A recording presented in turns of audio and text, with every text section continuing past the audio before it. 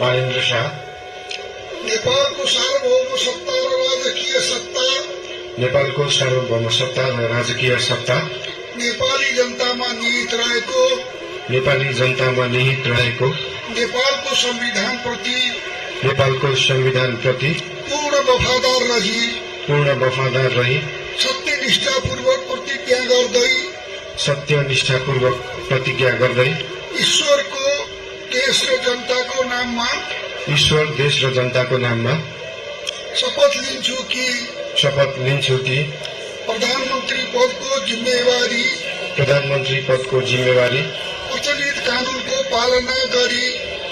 कानूनको पालना गरी मुलुक र जनताको भलो चिताई कसैको डर नमानी पक्षपात नगरी पूर्वाग्रह वा खराब भावना नलिई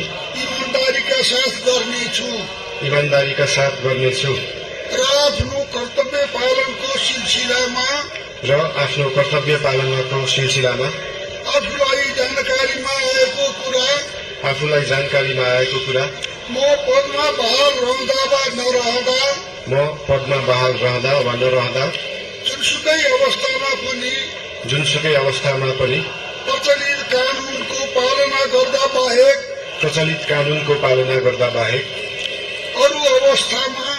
अरू अवस्थामा कुनै किसिमबाट पनि प्रकट वा संकेत गर्ने छैन। धन्यवाद।